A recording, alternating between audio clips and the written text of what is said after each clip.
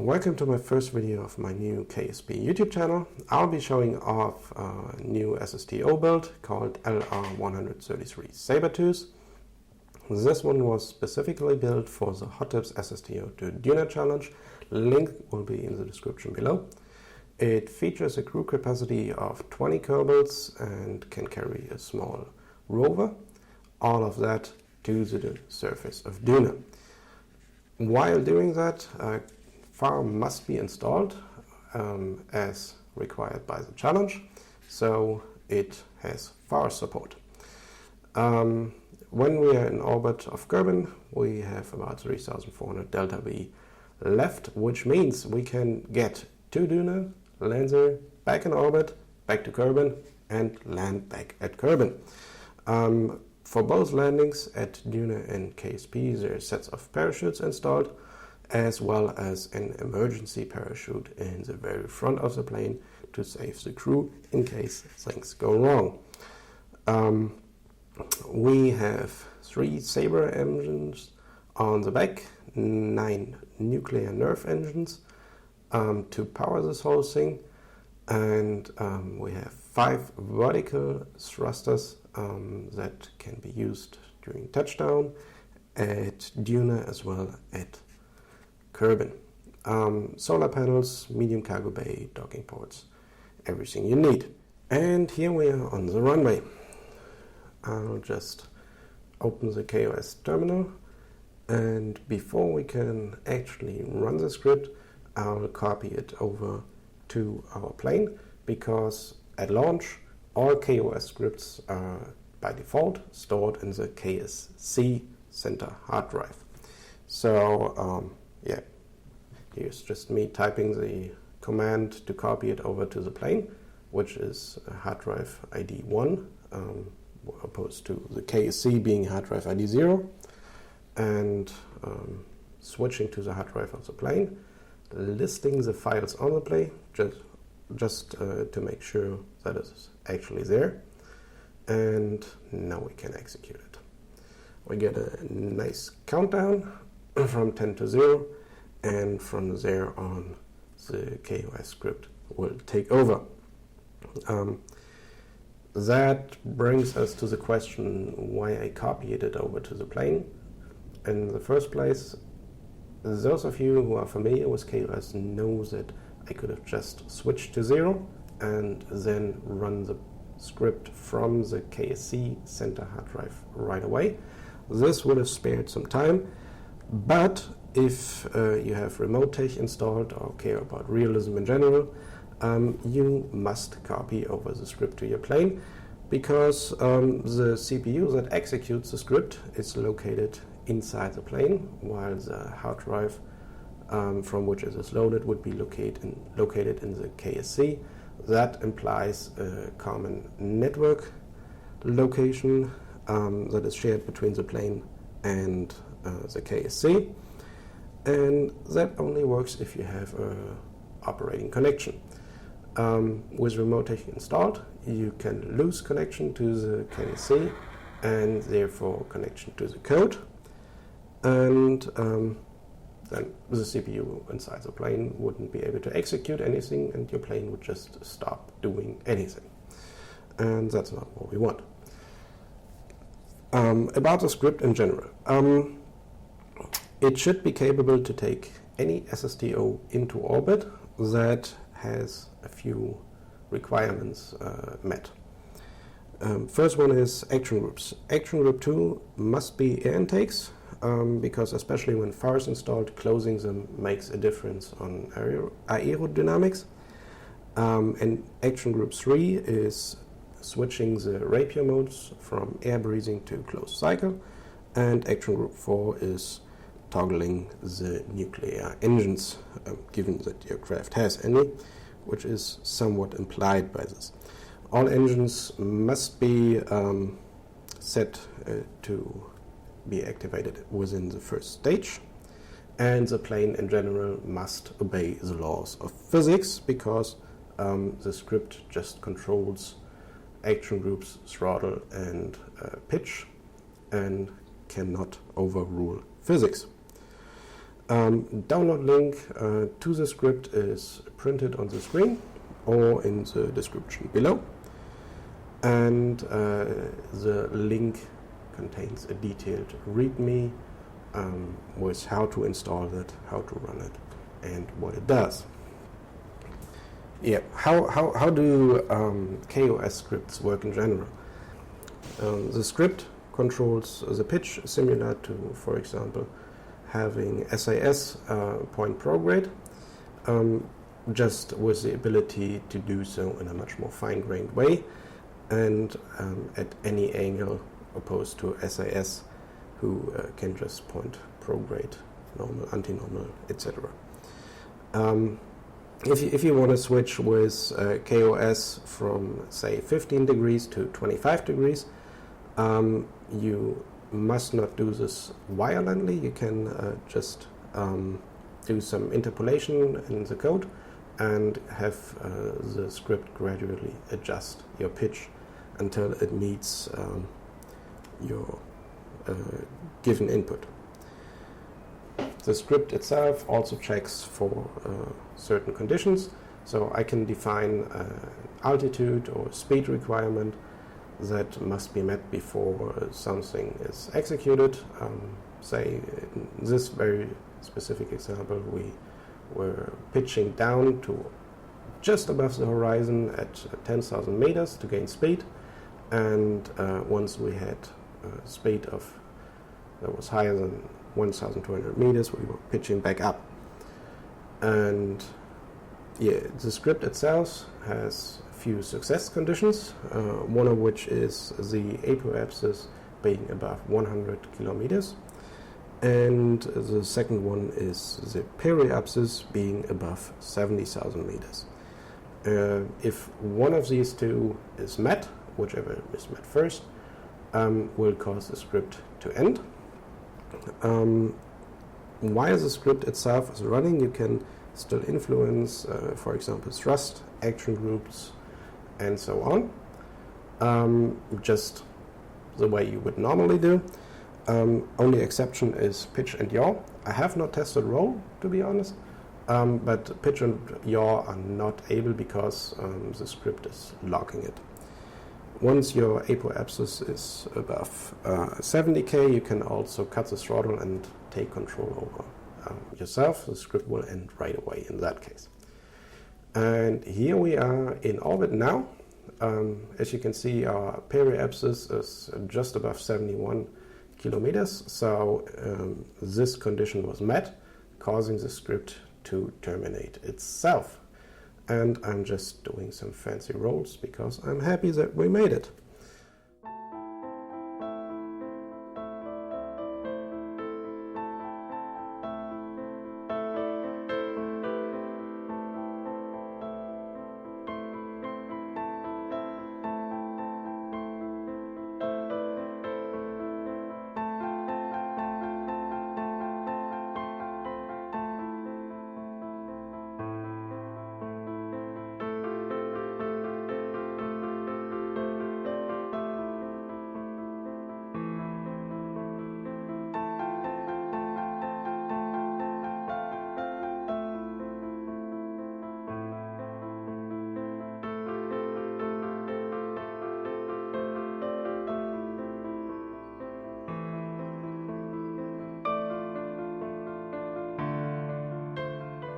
Now that we have made it into orbit, we are no longer really needing KOS, which means we can close the terminal window.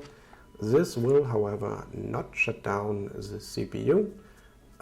If you care about the usage of electric charge, you can just shut off the CPU by clicking on the part which is located above the windows in the center of the MK3 command pod. Right now I'll just close it and leave it running because we have 16,000 electric charge, which is really more than we will ever need.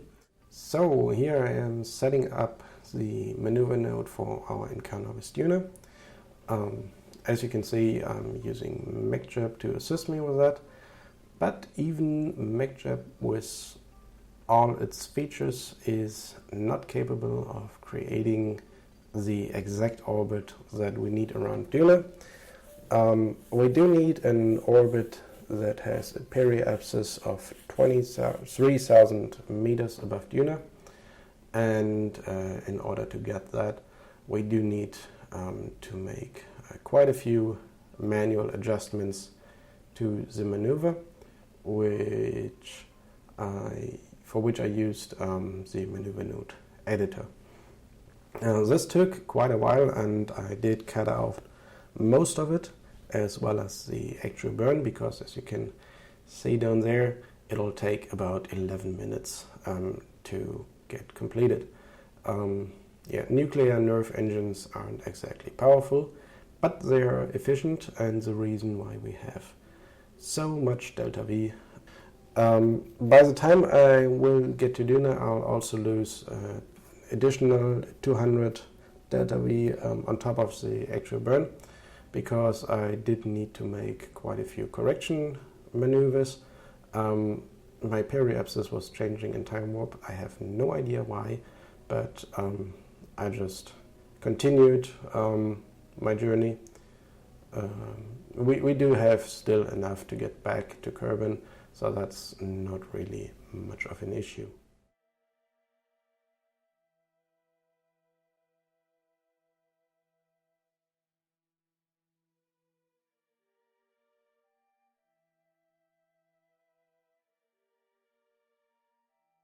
And here we are at Duna. I will need to do just a little bit of burning because with air brakes we can't achieve perfect capture. So in order to avoid Duna escape trajectory, I'm just firing the engines just a bit, but not too much. You can see the rover from the bottom side as well. Here in the picture, it does have solar panels, which helped us in this case quite a bit. And we are right now getting ready for our first air brake. For the air brake itself, I will turn off all the stability assists and just let the plane spin violently in the atmosphere, because that way we equally distribute all the heating that is going on, and the wings are also much better air brakes than the actual air brakes we have on the surface of the wings mounted. The maneuver node that is being set up here is just so we know how far we are away from an actual gravitational capture around Duna. The maneuver itself, as you can see, it is burning off itself basically, and I can see just how far I have progressed with it. And the plane is spinning, and we do have a little bit of heating issues at the Mark III command pod, but it is nothing that is really mission critical or dangerous at this altitude. I did have to try, obviously, quite a few times to figure out at which altitude around Duna you can actually perform such a maneuver without breaking the craft. It is important to note as well that that is my very first Duna mission in my career mode.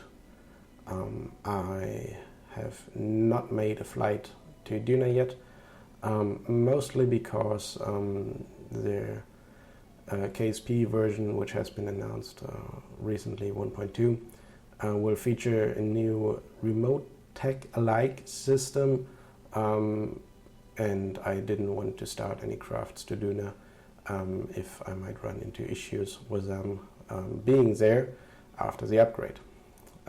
As I do have a mostly stock game, I didn't want to go to Duna yet. So it's a first time for me as well. And the air braking maneuver was successful, as you can see here. we are just losing the last bits of delta V, and it is rising again, showing us that we have actually achieved a nice orbit around Duna. I will be doing a few more air brakes, which are just cut here for the sake of the length of the video. But we did get quite a few nice shots around Duna's atmosphere being shown here.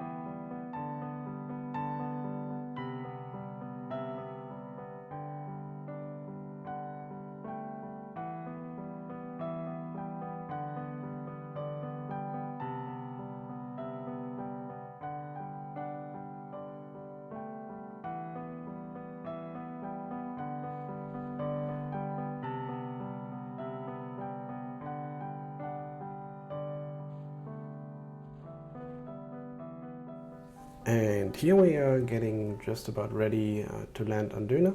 As you can see in the top left, I have set up multiple parachute stages in order to be able to control the pitch of the plane during the deployment a little bit better. You can just hit them off all at once, it doesn't really matter. Once you have all the parachutes deployed, you are slow enough that the plane can survive a touchdown without taking any damage whatsoever. However, it would be a rather bumpy touchdown, and safety is not guaranteed. So to slow us down even further inside the thin atmosphere of Duna, we do need vertical thrusters, but in order for that to probably work, we will have to perfectly balance out the craft first. Right after deploying the parachutes, the craft should be somewhat balanced within, I don't know, plus negative 10 degrees margin of error. But for the vertical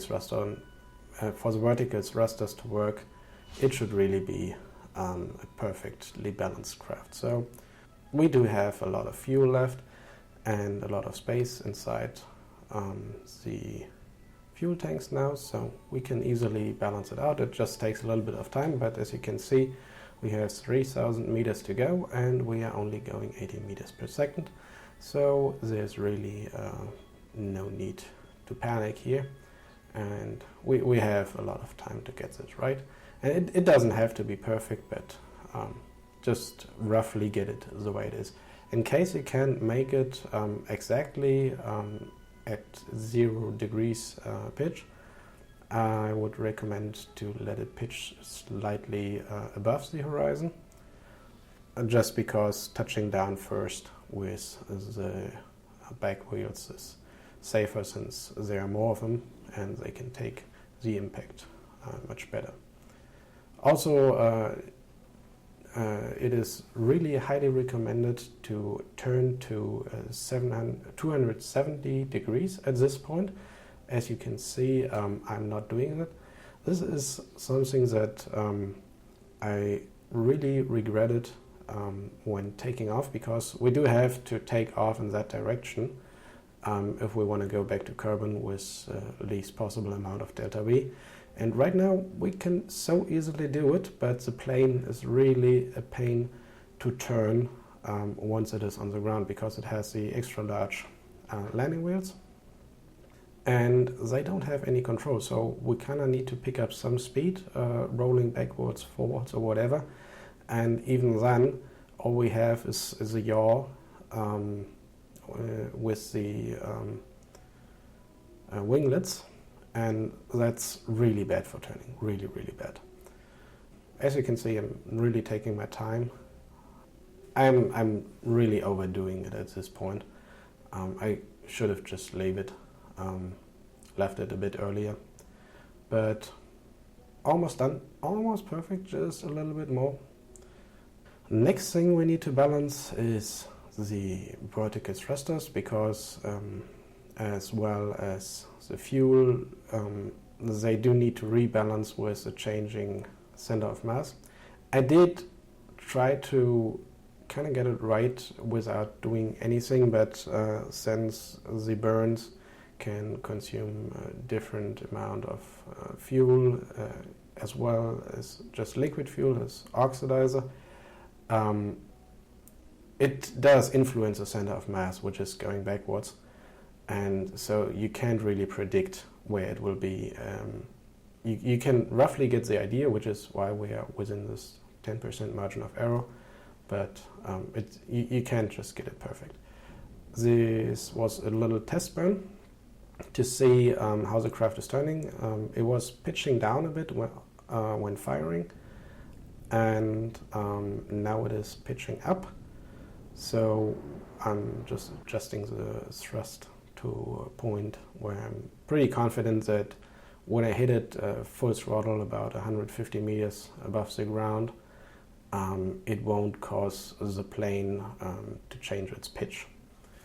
And we've just reached that point, and I'll just let you watch the final meters on touchdown.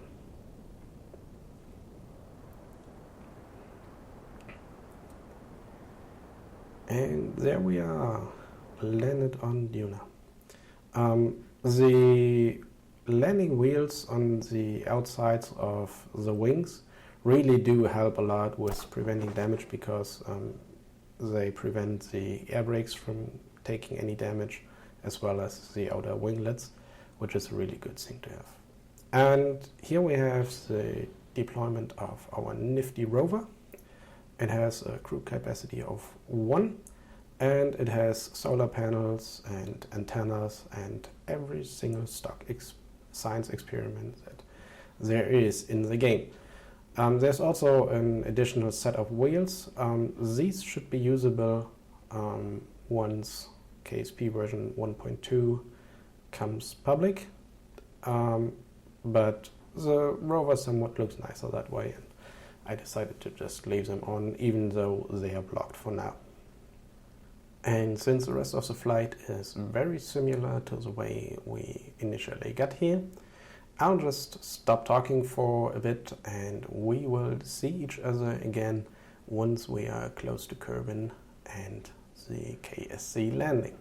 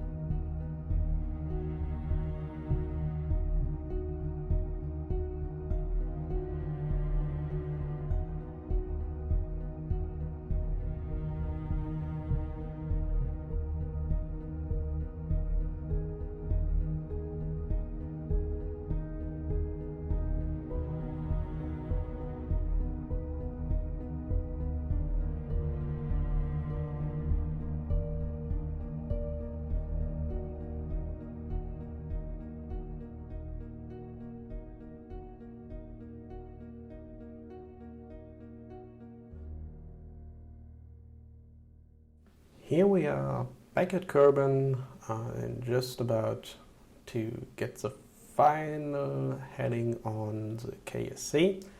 As you have seen, we had quite a bit of an inclination problem going on that I even tried to burn off with RCS facing the wrong way. Sometimes I am a fool. But nevertheless, we got it. We are heading just about the right direction, and we are at a safe altitude. I am just picking up a little bit of speed because going too slow will cause the plane to become unstable. The center of mass and center of lift are very close to each other once the plane has completely depleted of fuel. However, we will not be able to land on the runway, mostly because we have a bit of an angle going on. I haven't tried it, to be honest, but the plane has a really terrible yaw, and if you really want to do a safe landing, especially if you do not reload, I would advise to do a parachute-assisted landing. We have one stage that is designed to assist us with the landing. No, actually we have two. We have a drogue chute stage and a main chute stage. And as you see, we had one stage left, which is a safety stage. Upon deploying the very last stage, the plane will point the crew cabins up and face the engines down to minimize the chance of any crew damage upon impact. This should really be just an emergency stage. As you can see, one of the main chutes didn't deploy, or to be precise, it auto-cut on deploy. So I'm using our vertical thrusters to correct this problem, which works out very well on the first try. It is not the very first try on the landing because the challenge said to land at the runway in order to collect the super amazing points, which I totally wanted. And I was just a bit short of the runway on the first landings. It is, I don't know, the fourth attempt, something around that. But the first time where I was above the runway and actually tried landing it, and I just went with what I got.